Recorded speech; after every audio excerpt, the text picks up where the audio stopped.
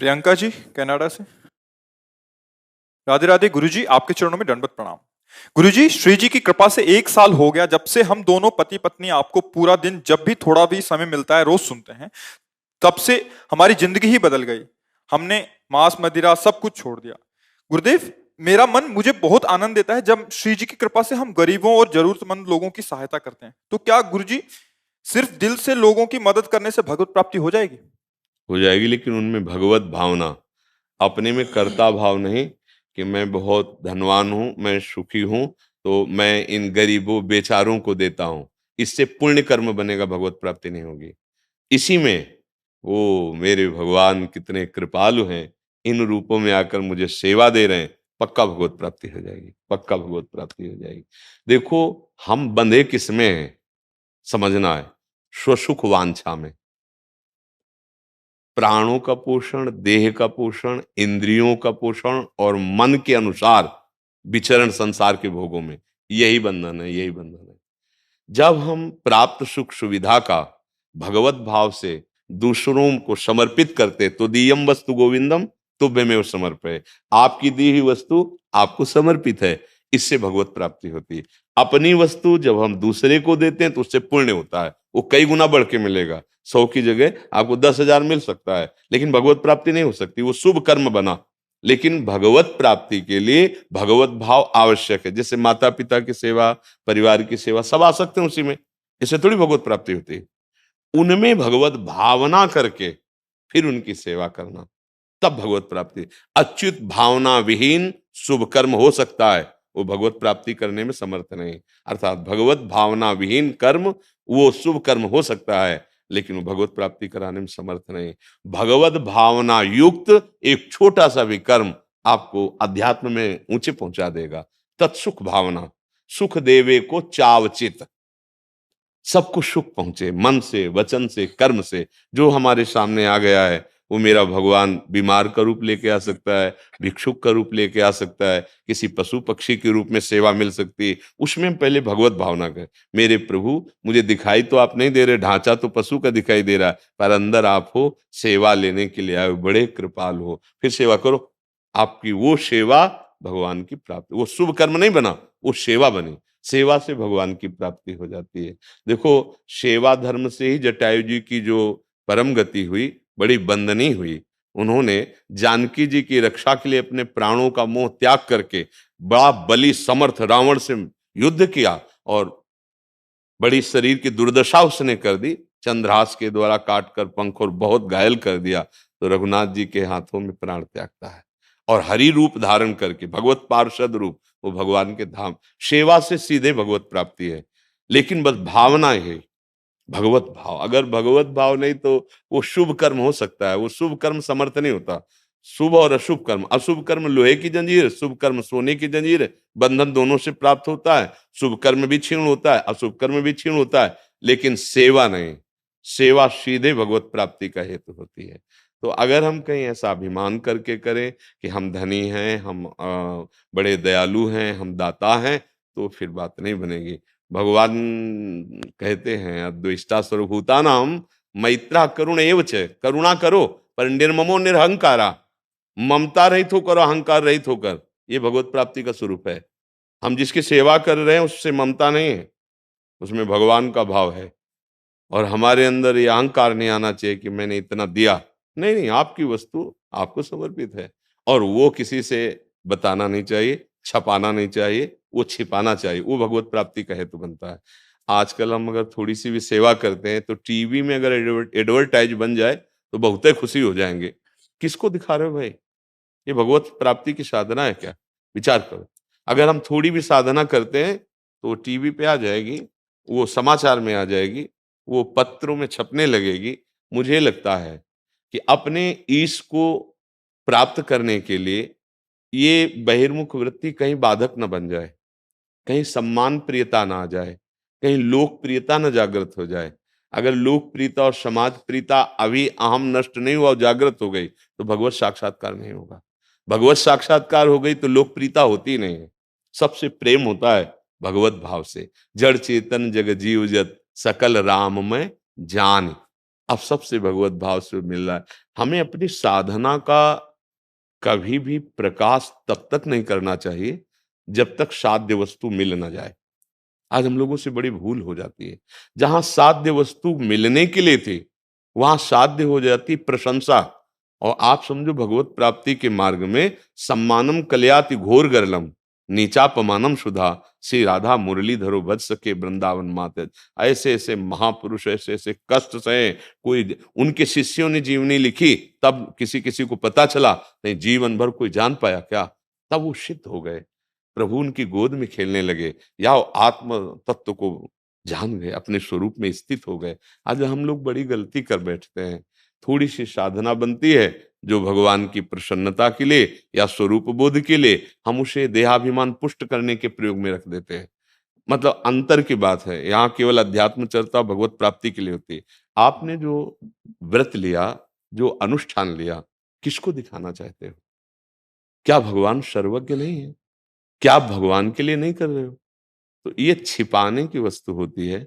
ऐसे ऐसे महात्मा जन हुए हैं, इतना कठोर भजन तप करते हुए, और जो हड्डी हड्डी, हम यही वृंदावन की बात करें, श्रीधर महाराज, और रात्रि में जब जाते थे ना, तो पहले वो ये दैन्य होकर ये कहते थे, हम लोग नई अवस्था के थे, महात्मा आप कृपा करो, भजन नहीं बनता, हम तो राधा रानी के सहारे पड़े, रात दिन भजन में डूबे हुए, कभी कोई जान नहीं पाया। इतना गमछा और भिक्षा की झोली, छड़ी कमंडल, और कुटिया में उनकी मच्छरदानी लगी थी, हाथ चला जाए मच्छर की बात क्या, ऐसी पुरानी मच्छरदानी, रात दिन भजन में डूबे, देह भाव रहित महापुरुष। और जब कोई संत पहुंच जाए, आप सब आशीर्वाद दो, भजन तभी लगता कि गुरु स्वरूप, 80-90 वर्ष की अवस्था, हम नए नए जवान साधकों से कैसे ऐसे प्रणाम करते, कहते आप सब कृपा करो भजन बन जाए। क्या दैन्यता, क्या स्थिति। आज हम लोग क्या करते हैं? थोड़ी साधना हुई, थोड़ा अनुभव हुआ, हम प्रकाशित करने लगते हैं, हम पूजने लगते हैं, हम अपना सम्मान प्रिय बन जाते हैं। नहीं नहीं, वस्तु तत्व के बोध के लिए ये बहुत बड़ा जाल हम अपना खुद रच रहे हैं, फंसने का, मुक्त होने का नहीं। ये वेश, ये उद्देश्य, चाहे वो गृहस्थी में हो, चाहे विरक्ति में हो, भगवत प्राप्ति के लिए मानव देह है। हमें निरंतर भजन परायण रहना है, दिखावा छू नहीं जाना चाहिए। अच्छा, 4 लोग प्रशंसा कर देंगे, क्या होगा? होगा क्या इससे? सच्ची बताते हैं, यदि अंदर आत्मानंद की अनुभूति नहीं हुई तो विषयानंद के बिना जी नहीं सकते। तो 2 ही क्षेत्र हैं, विषयानंद, भगवदानंद। अगर आत्मानंद का अनुभव नहीं हुआ तो विषयानंद को तुम जीत नहीं पाओगे। धृति, जो रसेंद्रिय और जनेंद्रिय को अपने वश में कर ले, वो आत्मबोधवान में ही जागृत होती है, या भगवत प्रेमी महात्मा में जागृत होती है। तब तक डरना चाहिए समाज से, क्योंकि हमारी क्षमता नहीं है कि इनके आकर्षण को, इनके सम्मान को हम सह सके। हमारा देहाभिमान पुष्ट हो जाएगा। उपासक सावधान रहकर निरंतर भजन परायण, भजन ही जीवन है। बिल्कुल ये समझो, एक ही बात केवल भजन। और जब भगवान आपका यश विस्तार करेंगे ना, तो कभी पोस्टर बैनर छपवाने नहीं पड़ते। जब पुष्प में सुगंध आ जाती है तो भौरे अपने आप आने लगते हैं। ऐसे महात्मा में जब आत्मबोध या भगवत प्रीति आ जाती है, विश्व में बिस्तरे सब जग बिमल कीरति, साधु संगति ना टरे, बास वृंदा विपिन पावे, श्री राधिका जो कृपा करें। इसलिए बहुत सावधान होते हुए अपनी साधना को छुपाते हुए और आगे बढ़ता चला जाए। जब तक आंख से आंख ना मिले तब तक धोखा हो सकता है। जब गुरु तत्व में स्थित हो जाए, या अपने लाड़िले से देखो, काकभूषुंड जी को उपदेश करते हैं निर्गुण ब्रह्म का लोमस जी, वो क्या कहते, बार बार काट के यही कह देते, नहीं नहीं, एक बार मैं प्रभु के चरणों का साक्षात्कार करूं, फिर आपसे ये ब्रह्म की वार्ता सुनूं। गुस्सा आ गई और साफ दे दिया, काक की तरह बीच में ऐसे काट देता है, बस जा काक, कोई फर्क नहीं, कोई फर्क नहीं। सर झुकाया, प्रणाम किया, और सियाराम चल दिए। बुलाया, इतनी ऊंची स्थिति, और वरदानों की झड़ी लगा दी। तो वही बात, सेवा दान पुण्य की भावना मत करो, सेवा की भावना करो। सब में भगवत भाव से, भगवान की द्वारा दी हुई वस्तु से हम भगवान की सेवा करें, तो वो भगवान अपने आप को दे देते हैं। और जब अपनी वस्तु मान के देते हैं तो उसका लाभ मिलता है, पुण्य मिल जाता है कई गुना। जब इतने में बुद्धि शुद्ध नहीं तो कई गुना और बढ़ के मिल जाएगा, तब तो और बुद्धि अशुद्ध हो जाएगी। तो इसलिए भगवान की वस्तु भगवान को समर्पित, ये बहुत सिद्ध है, भगवत प्राप्ति के लिए सिद्ध कार्य है। डॉक्टर दीपिका जी हरियाणा से। राधे राधे। गुरुदेव भगवान आपके चरणों में कोटि कोटि नमन। गुरुदेव, सत्संग से ये सीखा है कि हर प्रश्न का उत्तर राधा नाम है, परंतु इस अधम देह में एक प्रश्न है। बुरा प्रारब्ध जो बुरे कर्मी की वजह से मिलता है, ऐसे समय अचानक से संतों का संग, गुरु कृपा मिलने का मुख्य कारण क्या है? भगवान की कृपा, अहेतु की कृपा। जब कोई वर्तमान में धर्माचरण करता है और पूर्व बुरा प्रारब्ध आकर उसको पछाड़ना चाहता है, तो भगवत पार्षद वहां उपस्थित हो जाते हैं और अपने वचनों के प्रभाव से उसको सहने की सामर्थ्य देते हैं। वो अपने बुरे प्रारब्ध को रौंदता हुआ आगे बढ़ जाता है। जहां कहीं भी किसी धर्मात्मा को संकट पड़ा है, जैसे परीक्षित जी ने किसी भी महात्मा को निमंत्रण नहीं दिया था। जिस समय श्रृंगी ऋषि के द्वारा साफ हुआ कि आज के 7वें दिन तक्षक सर्प इसे डसेगा, ये मरेगा राजा, इसने इतना बड़ा अपमान मेरे पिता का किया कि जो ध्यानस्थ थे समाधि में, मरा हुआ सर्प गले में डाल दिया। जब ये सूचना मिली परीक्षित जी को, तो बड़ा भयावह सूचना है, क्योंकि चक्रवर्ती सम्राट की मृत्यु निश्चित हो गई। 7वें दिन तक्षक काटेगा और उनको निश्चित मरना पड़ेगा। जन्मेजय जी को अभिषिक्त किया और गंगा के किनारे, किसी को निमंत्रण नहीं दिया था। देखो, ये धर्म का विषय, किसी को निमंत्रण नहीं दिया था। आमरण अनशन व्रत लेकर गंगा किनारे जे भी बैठे, तो बड़े बड़े महापुरुष बिना बुलाए आ गए और परम अवधूत शिरोमणि सुखदेव जी भी आ गए। और वो भगवत चर्चा हुई कि आखिरी में पूछते हैं, बेटा परीक्षित, तुम्हें तक्षक से भय है? बोले, गुरुदेव नहीं। करोड़ों कराल मृत्यु तक्षक का रूप रख के आ जाएं, तो अब भी आपकी कृपा से कोई भय नहीं रहा। उठे चले गए। तो जो धर्मात्मा पुरुष होता है, जब वो संकट में होता है, तो अचानक भगवत कृपा रूप ये संत जन उन्हें मिल जाते हैं और उनकी वाणी से वो उस प्रारब्ध को मिटाता नहीं है, प्रारब्ध को सहने की सामर्थ्य देता है। 2 कर्म मिट सकते हैं, एक क्रियमाण और एक संचित। ज्ञान के द्वारा या प्रेम के द्वारा संचित को भस्म कर दिया जाता है और जो क्रियमाण है उसको निष्प्रभावित कर दिया जाता है। भगवत समर्पित या अहंकार रहित होकर के वो भगवान ज्ञान दे देते हैं। लेकिन जो शरीर की रचना हुई, उस समय जो प्रारब्ध बना, उसको बड़े बड़े महापुरुषों को भोगना पड़ता है। बड़े बड़े सिद्धों में नहीं देखा गया, कैंसर, ये अमुक अमुक कष्ट, वो भोगना। हाँ, वो भोगते नहीं है, वो दिखाई देता है आपको, वो अपने स्वरूप में रहते हैं। भोगना होता है उसमें तन्मय होकर विक्षिप्त हो जाना, दुखी हो जाना, व्यथित हो जाना। लेकिन जो भगवत प्रेमी महात्मा या तत्वज्ञानी होता है, उसमें व्यथा नहीं होती, पीड़ा होती है। अगर शरीर में चोट पहुंची तो पीड़ा हो रही, बुखार है करेगा, लेकिन उसको दुख नहीं है, उसको व्यथा नहीं है, क्योंकि वो शरीर का दृष्टा मात्र होता है। शरीर में क्रिया हो रही है, अब ये भी तो प्राकृतिक है, ये प्राकृतिक, ये सच्चिदानंद की थोड़ी आवाज है। हाँ, भोगने की सामर्थ्य आ जाती है। तो भगवान बड़े कृपालु, जब किसी धर्मात्मा पुरुष को कोई पूर्व प्रारब्ध साथ विपत्ति या संकट होता है, वहां कोई महात्मा पहुंच जाता है, क्योंकि भगवान के पार्षद हैं, हरि प्रेरित हैं। भगवान प्रेरित के चलो संभालो, क्योंकि वो धर्म पे चल रहा है, तो धर्मो रक्षति रक्षिता। कोई महात्मा, कोई धर्मात्मा आकर उसे उपदेश के द्वारा परिपक्व कर देता है। इसमें प्रधानता भगवान श्री हरि की कृपा है। अपने भाग्य का विषय तो दुख सुख होता है, ये कृपा से प्राप्त होता है। जन जन के हृदय में सद्भावना की स्थापना हो, अधर्म वृत्तियों का नाश हो। सद्भावना का स्वरूप श्री भगवान के चरणों में रति या स्वरूप बोध। जब तक ये सद्भावना नहीं आएगी, तब तक चिंता, शोक, भय, दुख, मृत्यु, इस भय से मुक्त हुआ नहीं जा सकता। तो भगवान के पार्षद हैं संत जन, वो कृपा करके विचरण करते, तीर्थी कुर्वन्ति तीर्थानि, अपने चरणों से तीर्थों में तीर्थत्व प्रदान करते हुए जगत मंगल के लिए विचरण करते हैं। संतों का दर्शन, संभाषण, स्पर्श, ये जगत को पावन करने वाला है। जो वायु स्पर्श करके भजनानंदी महात्माओं से प्रवाहित होती, वो जिसके शरीर को छूती है उसके पापों का नाश होता है। बस सच्चाई से भगवत मार्ग में चले तो ये दिव्यता आ जाती है। इसी दिव्यता से भगवान के पार्षद होकर जगत मंगल, मम भक्ति युक्तो भुवनम पुनाथ, लोकों को पावन करता है। हाँ, उद्देश्य में यदि मान प्रतिष्ठा अपनी शरीर की, उद्देश्य में यदि लौकिक वासनाओं की पूर्ति, तो दिव्यता नहीं आ पाएगी। अगर उद्देश्य में केवल जगत मंगल हो, भगवान के नाम गुण गाकर, भगवान के सिद्धांतों का वर्णन कर, तो उससे फिर जितनी दैवी संपदा भागवती सद्गुण है वो सब हृदय में प्रकाशित हो रहे। तत्वतः हम भगवान के ही है ना अंश, तो हमारे में सारी दिव्यता आ जाएगी। दिव्यता आए बिना जगत मंगल नहीं होता है। हम भगवत पार्षद हैं, अपने स्वरूप का ज्ञान रहे और हमारा उद्देश्य केवल केवल जगत मंगल, जग मंगल गुण ग्राम राम के, भगवान के नाम रूप लीला धाम की महिमा का वर्णन ये जगत का परम मंगल करने वाला है। और ये संत जन ही करते हैं।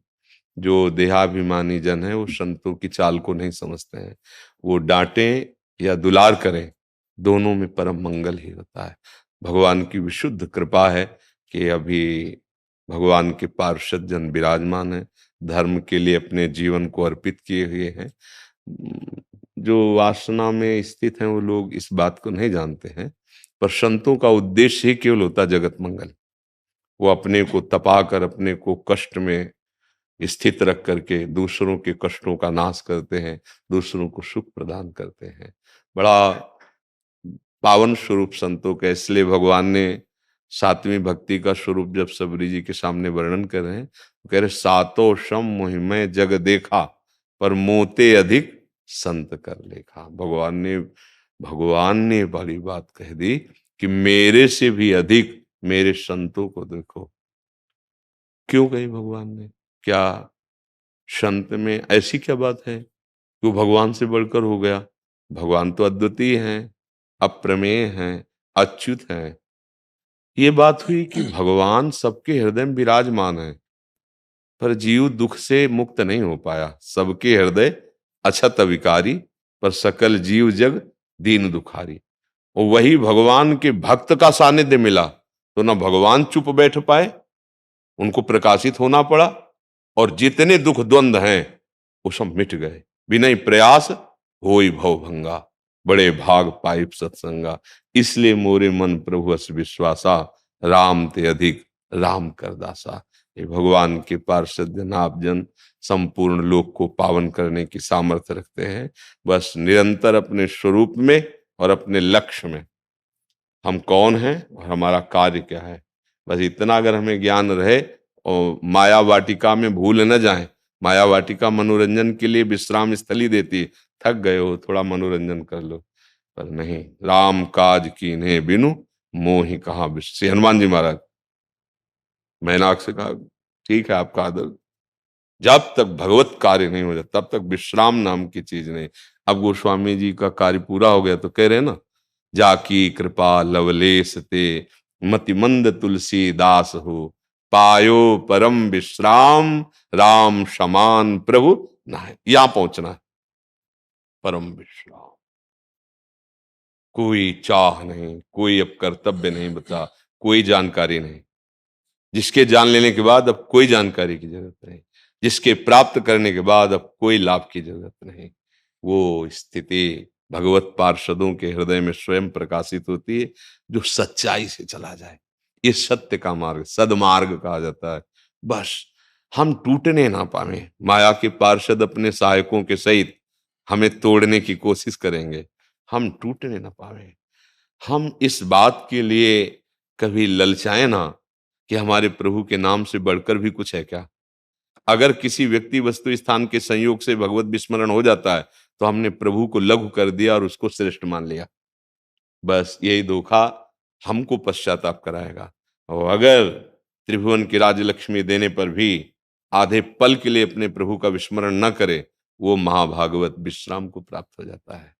वो भगवान के उस परम पद में आरूढ़ हो जाता है जहां से कभी च्युत नहीं होना पड़ता। ये हम भगवत पार्षदों का नित्य स्थान, हमारे आराध्य देव का नाम, उनका रूप, उनकी लीला, उनका धाम। और ज्ञानी जन अभेद भावती, अभेद भाव ये भी है, अभेद भी है। जैसे जल समुद्र की तरंग मिट गई तो बचा क्या? समुद्र ही तो बचा। तो भगवान ही अपने को एक हम बहुश्यामा, बहुश्यामा का भाव मिटा दे तो वही एक बच गया। भक्ति से देखो तो तू ही तू बचा, और ज्ञान से देखो तो मैं बचा, बचता एक ही है। एक ही सच्चिदानंद तत्व। बढ़िया बात बन गई। साहिल जी नोएडा से। श्री हरिवंश। गुरुदेव भगवान आपके चरणों में कोटि कोटि प्रणाम। गुरुदेव, गृहस्थी में रहते हुए शरीर की पत्नी के अनुकूल अलग अलग त्योहार व सभी देवी देवताओं का पूजन करना पड़ता है। क्या उस समय मन में राधा नाम जपना चाहिए? क्या ऐसी भावना करनी चाहिए कि ये श्री जी की सखियां हैं जिनकी हम इस रूप में पूजा कर रहे हैं? महाराज जी, हम सुंदर विचार है। सब रूपों में हमारे प्रभु ही विराजमान है। रूप अलग अलग हैं, लेकिन वो प्रभु तो एक है ना। जैसे गृहस्थी में कभी किसी देवी का पूजन है, कभी अन्य व्रत हैं, कभी ऐसा करना चाहिए। हमारे प्रभु सब रूपों में, अब जैसे मन हम जैसे निकल रहे होते हैं कभी परिक्रमा में, सामने हनुमान जी का मंदिर, पार्श्व में आरती हो रही, तो अवहेलना करके थोड़ी जाया जाता, खड़े हो गए। चाहे हम आधा मिनट खड़े हों, खड़े होके नमस्कार किया, चले। किसको नमस्कार किया? अपने राधा वल्लभ लाल को। सब रूपों में प्रभु है ना। रूप कुछ भी हो सकता है, स्त्री रूप, पुरुष रूप, जड़ रूप, चैतन्य रूप, लेकिन स्वरूप सबका एक है। और हम स्वरूप अपने प्रभु का देखें, मेरे ही कृष्ण, मेरे ही राधा वल्लभ, मेरे ही प्रियालाल है। अच्छा, जहां वहां बोला जाता है अमुक देवता की जय, हमारे अंदर से आएगा अपने आराध्य देव का नाम और बोलेंगे जय। विरोध तो, लड़ाई झगड़ा, ऊंच नीच, ये सब भक्ति लड़ना नहीं सिखाती। भक्ति किसी को दुख देना नहीं सिखाती। परम सुख में कोई झगड़ा नहीं, कोई परेशानी नहीं। हाँ, जब एक निष्ठा जागृत होती है, जैसे श्री महाभागवत मीरा जी, जब उनका ब्याह होके गया तो उस कुल में देवी पूजन होता था, तो उनका आपको देवी पूजन के लिए चलना है, तैयार हो जाइए। तो उनका मेरे तो गिरधर गोपाल दूसरो न कोई, बहुत हट किया गया। उनकी जो नंद थी, उन्होंने बहुत हट करके कहा आपको चलना पड़ेगा, आप चलेंगी कैसे नहीं? बोले अच्छा देवी पूजन से होता क्या है? बोले सुहाग अमर होता है। बोले आपने क्या जब ब्याह हुआ था तो देवी पूजन नहीं किया था क्या? क्योंकि विधवा थी। उसी दिन से उसको द्वेष हो गया था, मीरा जी से बहुत जोर का द्वेष हो गया था। मीरा जी ने कहा मेरा सुहाग अमर अविनाशी है, क्योंकि मैं अविनाशी श्री कृष्ण को अपना पति मानती हूँ। अब ऐसी निष्ठाएं महाभागवतों में जागृत होती हैं। अब घर में ऐसा आप करोगे तो असंतुष्टता, लड़ाई झगड़ा। और हुआ, मीरा जी को बहुत सताया गया। वो भाई बहन दोनों मिलकर, वो जो नंद थी और देवर थे विक्रम, बहुत बहुत ही हद तक कष्ट दिया, लेकिन कभी गिरधर की निष्ठा से विचलित नहीं हुई। अब ऐसी इस भक्ति की ऊंचाई तो महापुरुषों में होती है। अपने लोग कच्चे गड़े जरा में टूट जाएंगे, तो फिर इस पद्धति से चलें, कोई दोष नहीं लगता। हाँ, सब मेरे जैसे एक बहू अपने पति के भाई, उसकी बहन, उसकी माँ, उसके पिता अर्थात सास ससुर ननंद देवर, सबकी सेवा करती है, सबको प्रसन्न करना चाहती है। लेकिन उसकी प्रसन्नता के हेतु क्या है? ये बात सुनकर मेरे पति प्रसन्न होंगे, और ये पति के संबंधी हैं, इसलिए वो करती है ना। अगर पति निकल कर चल दे तो एक मिनट वो नहीं टिकेगी किसी के पास, अपने पति के साथ चल देगी। तो ऐसी कुछ उपासना है। जितनी भी देवी देवता सब हमारे भगवान ही बने हुए हैं। जैसे वो सास ससुर सबकी सेवा करती है, लेकिन पति के नाते से, कि पति के माता पिता, ये पति की बहन है, ये आए हुए पति के अतिथि हैं, रिश्तेदार, सबको। लेकिन उसका प्रसन्नता के हेतु सब नहीं है, प्रसन्नता के हेतु पति है, कि मेरा पति प्रसन्न होगा। बस ऐसे हमको सब सेवाएं करके मेरे राधा वल्लभ लाल प्रसन्न होंगे, हमें ये भावना करते हैं। समझ रहे हैं आप? कोई संशय इस पे? जी। महर्षि, आज दीपावली का शुभ पर्व है महाराज जी। देश विदेश में आपको बहुत लोग सुनने वाले हैं। महाराज जी, आपके कुछ आशीर्वचन कि आज क्या सावधानियां रखें, क्या करें क्या ना करें महाराज जी? असल बात क्या है कि हम जैसे सत्संग में बोले थे आज, कि जितने भी हमारे त्योहार होते हैं वो भागवतिक होते हैं। इनमें कोई ना कोई संबंध हमारे भगवान की लीलाओं से होता है। जैसे ये दीपावली है, तो अवध में भगवान श्री रामचंद्र जी, तो ये उत्सव मनाया गया। दीप, संपूर्ण अयोध्या दीप से प्रकाशित है। भगवान श्री राम 14 वर्ष वनवास के बाद अवध में जो है विराजमान हो रहे, चक्रवर्ती सम्राट पद पे। तो ये अब इसे हम घर घर, हमें लगता है पूरे भारत में मनती होगी। सद्भावना तो है ही, पर हमको ये समझना पड़ेगा कि जैसे हम दीपावली उत्सव में जुआ आदि खेलने लगते हैं, लोग नहीं खेलने लगते कि भाई साल भर तो हम नहीं खेलते, पर दीपावली को तो खेलें। क्यों भाई? कहाँ लिखा हुआ है कि आप दीपावली को वो अपराध करें जिसमें कलयुग का वास रहता है, जिसमें बड़े बड़े धर्मात्माओं की भारी भारी विपत्तियां आई। धर्मराज युधिष्ठिर, महाराज नल, दमयंती, बड़े बड़े पावन चरित्र हैं महापुरुषों के। क्यों? द्यूत कीड़ा में कलयुग का निवास है। कलयुग शराब पीना, मांस खाना, पर स्त्री गमन करना, स्वर्ण चोरी करना, द्यूत कीड़ा करना। द्यूत माने जुआ खेलना। तो जैसे दीपावली को, ज्यादा तो हमें ज्ञान नहीं, पर गांव में हमने देखा था कि जो लोग नहीं खेलते थे वो भी खेलते थे। आज हम दांव लगाएंगे, पर प्रभु से पूजन करो अपने प्रिया प्रीतम का या भगवत विग्रह किसी का, और बैठ जाओ माला लेकर के 12 बजे रात्रि तक खूब नाम मंत्र जप करो। बड़ा शुद्ध, कई गुना बढ़ करके लाभ मिलता है। दीपक जला लो घी का, खूब गुरु मंत्र जपो, नाम जप करो, द्यूत कीड़ा आदि नहीं। ये सब आपको असत मार्ग में ले जाएगी। तो ये जो हमारा त्योहार है, इसका आंतरिक भी स्वरूप है। हमारे हृदय में भक्ति कर दीप प्रेम करी बाती, हमारे अंदर ज्ञान का प्रकाश। जैसे हम घर में दीपक जलाते हैं तो अंधेरा जाता है ना, बाहर के अंधेरे जाने से हमारे हृदय का अंधकार तो नहीं मिटेगा ना। तो हमें हृदय का भी अंधकार नष्ट करना है। जब बाहर की दीपावली इतनी खुशी दे सकती है, तो अगर अंदर की दीपावली हो जाए तो कितना आनंद आ जाएगा। फिर तो हम आनंद सिंधु में डूब जाएंगे। कौन सा दीप अंदर जलाया जाता है? भक्ति का दीपक और प्रेम की बाती। अगर भक्ति का दीपक प्रेम की बाती हो जाए तो उस प्रकाश जो प्रकट होता है उसे ज्ञान कहते हैं। उस ज्ञान से ये जितनी भी चिंता, शोक, दुख, मृत्यु आदि का भय है, ये सब नष्ट हो जाएगा। आप शरीर नहीं है, आपका स्वरूप सच्चिदानंद है। किसी भी शस्त्र अस्त्र की ताकत नहीं कि आपको मार सके, और ये शरीर बच नहीं सकता, क्योंकि ये प्रकृति का है और ये मरेगा। जैसे ये बच्चा से कब जवान हुआ, कब बूढ़ा हुआ, आपको पता नहीं चला, ऐसे ही कब मृत्यु आ जाएगी आपको पता नहीं चलेगा, और शरीर छिन जाएगा। ये प्रकाश होता है अंदर। और जब ये बात पता चल जाती कि मैं कौन हूं, तो नाच पड़ता है आत्मानंद। यज ज्ञात्वा स्तब्धो भवति, मत्तो भवति, आत्मा रामो भवति। जिसको जान लेने पर वो शांत हो जाता है, वो मस्त हो जाता है, वो आत्मा राम हो जाता है। ये आई दिवाली अंदर की। तो ये भक्ति कर दीप और प्रेम कर बाती किसी बाजार में नहीं मिलती है। ये बाहरी दीपक और बाती तो बाजार में मिल जाती है, लेकिन ये भक्ति कर दीप प्रेम कर बाती कहाँ मिलेगी? बोले साधु संगति करी अनुदिन राती। यदि भगवत प्रेमी महात्माओं का संग हो जाए तो दीपक भी मिल जाएगा, बाती भी मिल जाएगी, और प्रकाश भी हो जाएगा, अज्ञान अंधकार नष्ट हो जाएगा। हमें लगता है खूब बढ़िया दीपक जलाए और मंजीरा उठावे, भगवान नाम कीर्तन करे 10, 20, 50 लोग मिलके, फिर एकांत में नाम जप करे, ठाकुर जी को भोग लगाए, आरती करे। तो ये सात्विक, भगवान आए तो सब उत्सव मनाए, आनंद मनाए, आसुरी प्रवृत्ति वाला कोई भी कार्य ना हो। और अंदर भी जब हम नाम जप करेंगे, भक्ति करेंगे, तो अंदर प्रकाश बहुत जरूरी है। आज हमारे बाहर तो प्रकाश की बहुत बढ़िया व्यवस्थाएं हैं, हाइलोजन बिजली सब चल रही। जब बिजली नहीं तो जनरेटर से चल जाएगा। अंदर अंधकार छाया हुआ है, नहीं छाया हुआ।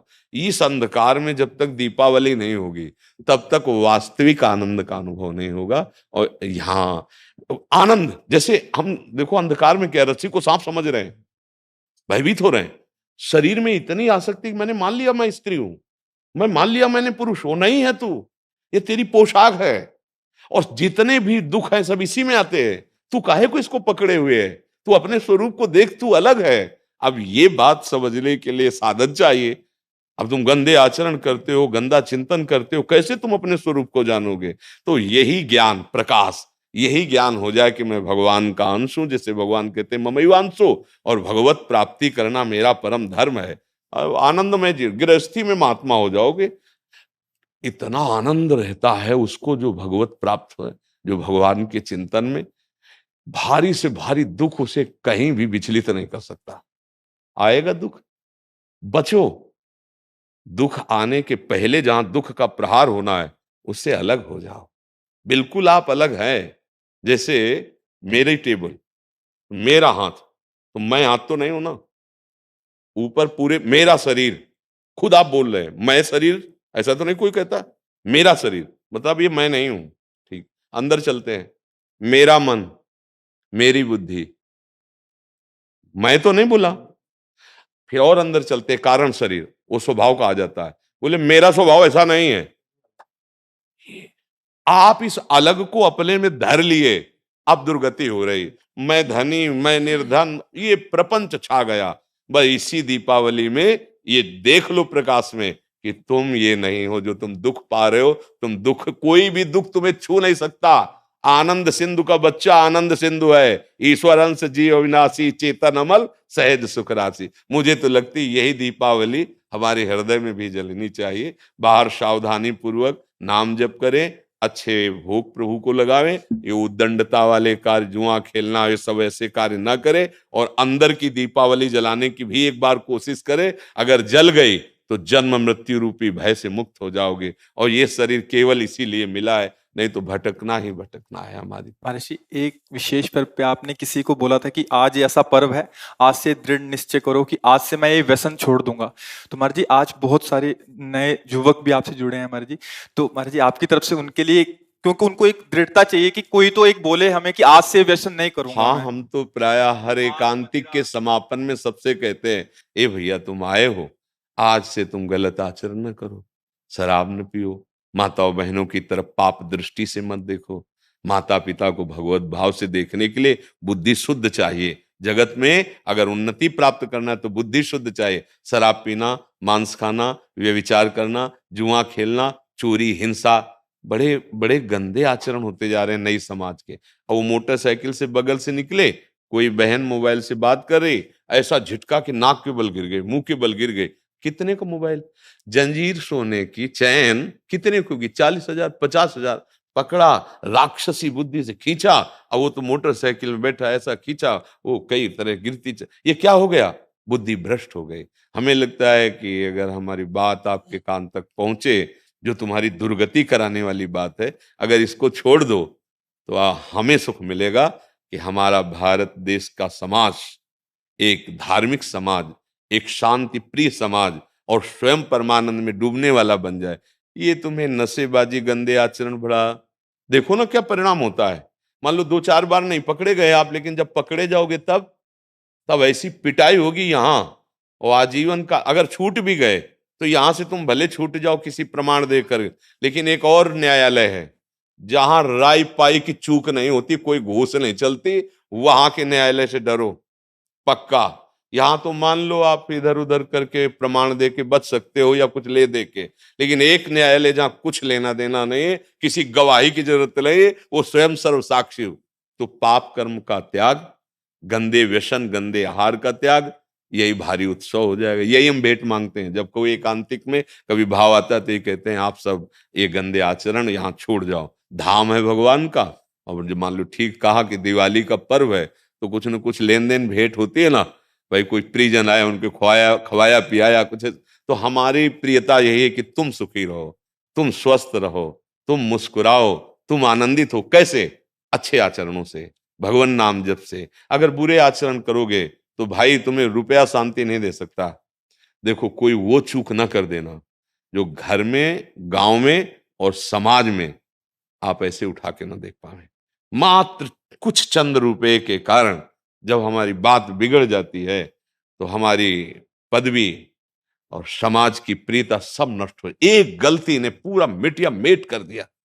कोई अधिकारी जी थे तो उन्होंने मात्र 10,000 रुपए की वो प्रियता में, और उनको उन्हीं के अधिकारी जन जो क्राइम विभाग कहते हैं, वो उनको ऐसे बुरी तरह पकड़ के ले जा रहे थे। तब मुझे किसी के दबाव और प्रलोभन में आकर, कभी वो मत करना कि एक न्याय और विभाग है वहां तुम्हें कटघरे में खड़ा किया जाए, क्योंकि सबका न्यायाधीश श्री कृष्ण है। वो जब न्याय करता है तो वहां किसी गवाही की जरूरत नहीं रहती। आपका पद, आपकी जो योग्यता, वो हमारे समाज के मंगल के लिए। आप नमक रोटी खाओ, भले आप कष्ट से जियो, लेकिन आप आंख झुकाने वाले नहीं बनो। आंख में आंख डाल के बात करने की क्षमता रहे और अपने पद के द्वारा अधर्म को दंड देने की क्षमता रहे। अगर आप गलती कर दिए तो पढ़ाई लिखाई, माता पिता, समाज, इससे आप आंख नहीं मिला पाएंगे, सब व्यर्थ हो जाएगा। ये क्यों व्यर्थ हो जाता है? जब हमें ये बात समझ में आती कि धन में सुख है, बुद्धि भ्रष्ट हो गई, पतित हो गई बुद्धि। नहीं, धन में सुख नहीं, धर्म में सुख है। आप देखो ना, बहुत आप अधर्म पूर्वक धर्म ले तो आप देखो आपका परिवार बिखर जाएगा, अशांति पैदा हो जाएगी। ऐसी संतानें पैदा होंगी जो आपको हर समय देखकर जलाती रहेंगी। पक्का विश्वास मानना, अधर्म के धन से कभी सुख शांति नहीं मिलती। और ये अधर्म तभी होता है जब हमारी बुद्धि खराब हो, और बुद्धि खराब तभी होती है जब ये 6 बातें होती है। पक्का समझ लेना, शराब पीना, मांस खाना, परिस्त्री से या परपुरुष से व्यभिचार करना, और हिंसा करना, और चोरी करना, द्युत कीड़ा आदि चोरी करना, जैसे ये चोरी ही मानी जाती है। अधिकार के विपरीत आचरण करना चोरी ही मानी जाती है। ये जब होगा तो कलयुग बैठ जाएगा, कलयुग को ये स्थान दिए, और कलयुग जब बैठ जाएगा तब दुर्दशा करा देगा। एक बड़े धर्मात्मा महापुरुष की बुद्धि में बैठ गया कलयुग। वो मुकुट लगाने के कारण जरासंध का, तो एक ऋषि के गले में मरा हुआ सर्प डाल दिया और कारण बन गया मृत्यु का। 7 दिन में तक्षक काटेगा, ऐसा संगी ऋषि ने शाप दे दिया। इसलिए बहुत सावधान। हाँ, हमारे पास भगवान की कृपा से जो आपका आना हुआ है, आप नशा रहित, आप गंदे आचरण रहित एक अच्छे मानव बने, तब आप में देवता बनने की सामर्थ्य आवे, दैवी संपदा आवे। फिर आप चाहो तो नारायण बन सकते हो। जब नारायण नर बन सकता है तो सीढ़ी हुई ना, तो आप इसी से चढ़ सकते हो। नर नारायण बन सकता है क्योंकि हम उसी के अंश हैं। तो इसलिए सत्संग का लाभ ले और व्यसनों को त्याग दे। वृंदावन में बैठे हो, अगर नियम ले लो तो बहुत बड़ा सहयोग मिल जाएगा। कि भाई कोई कसम खवाई जाती है तो मंदिर में नहीं चखा जाता, चलो मंदिर में। तो एक मंदिर क्या, यहाँ तो धाम है 84 कोस ब्रज, यहाँ नियम ले लो, शराब नहीं पिएंगे, मांस नहीं खाएंगे, पराई माता बहन को गंदी दृष्टि से नहीं देखेंगे, चोरी नहीं करेंगे, जुआ नहीं खेलेंगे, हिंसा नहीं करेंगे। ले लो अंदर से। जो नहीं करते हो तो धन्यवाद के पात्र, जो करते हो तो बताने की जरूरत नहीं, नियम ले लो, मंगल हो जाएगा। जो यूट्यूब से सुन रहे हैं, सोशल मीडिया से सुन रहे हैं, वो कैसे लें? हाँ, जब हम बोल रहे हैं तो वचन कान में गया और वो साक्षी मान ले, वो हमारे वचन को साक्षी मान ले, संत वेश को साक्षी मान ले, और उनको पावर न मिले तो बताना। जो दवाइयों से तुम नशा नहीं छोड़ सकते, बात मान लेना, वो पावर आपको अपने आप पहुंच जाएगा। जैसे पिछले में कोई बोला जी था महाराज जी। कि हम अपने परिवार के मांस मछली ये सब छोड़ दिया हाँ खाना, महाराज जी, पिछले बैच में महाराज जी। पिछले बैच हाँ, में बोला कनाडा था। से आए। हाँ, क्या हम कभी मिले हैं? ना कभी देखा है। हुआ क्या? उसने बात मान ली ना, साक्षी मान ली, तो ये शब्द ऐसे नहीं निकल रहे हैं। ये मनोरंजन नहीं है। आप सच्ची बात समझना, ये केवल आपके कल्याण के लिए निकल रहे हैं, और आप पकड़ लो, इनमें ताकत है। जैसे आपसे कह दे कि आज से शराब ना पीना, आप नियम ले लें, तो आपकी जो दिक्कत होगी छोड़ने की, वो आपको पावर मिल जाएगा। क्योंकि भगवान छुड़वाना चाहते हैं ना तो सामर्थ्य भी देते हैं। ये केवल ढांचा भर है, काम उन्हीं का हो रहा है, वो ही कर रहे हैं। अगर वो ना करे तो इस ढांचे में बोलने की सामर्थ्य नहीं, आप सच्ची समझ लेना। ये दिमाग जो काम कर रहा है हमारा नहीं कर रहा है, इस शरीर का। हाँ, ये श्री कृष्ण का कर रहा है, ध्यान रखना। वो तो अपार सामर्थ्यशाली है। हाँ, वो शराब मत पीना, तो मत पियो, आप देखो आप में सामर्थ्य आ जाएगी। आप ये वचन पकड़े रहना, जहां भी होगे वहीं श्री कृष्ण है। जहां भी कोई कण और कोई क्षण ऐसा नहीं जो श्री कृष्ण से अलग हो। हर समय तुम्हारे साथ हैं, वो तुम्हें पावर दें। अच्छे आचरण करो, नाम जप करो, राधा राधा राधा। राधा राधा राधा राधा राधा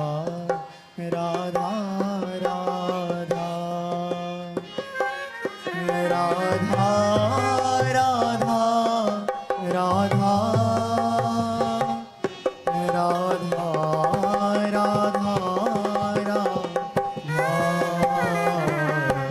राधा राधा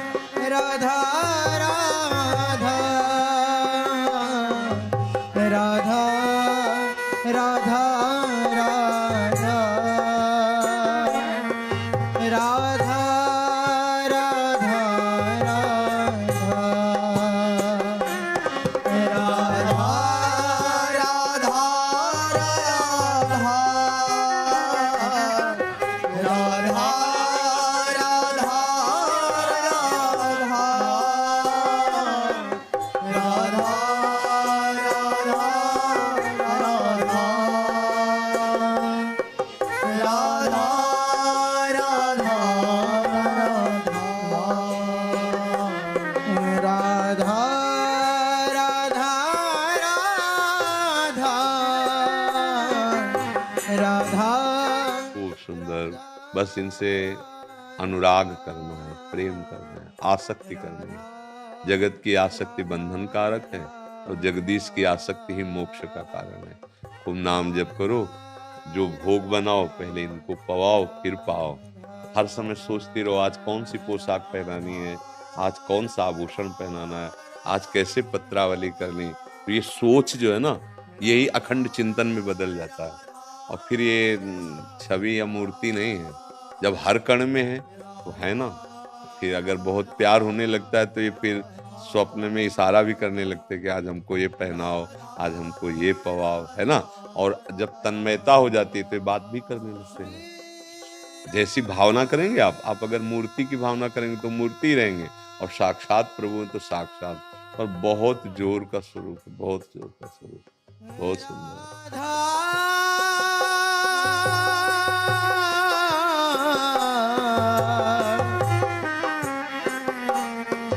राधा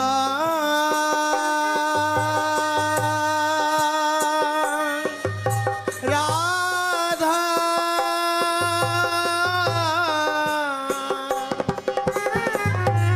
राधा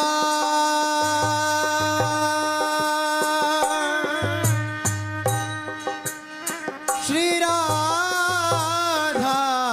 राधा राधा राधा राधा राधा राधा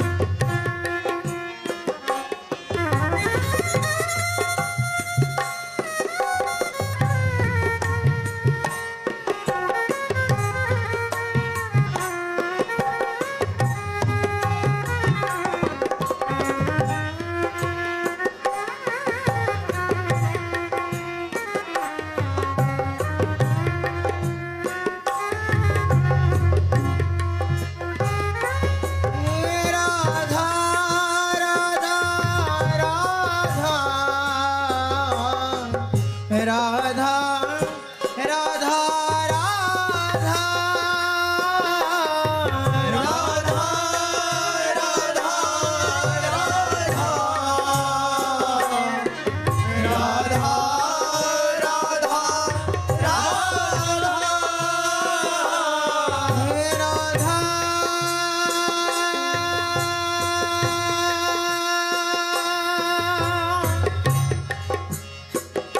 श्री राधा राधा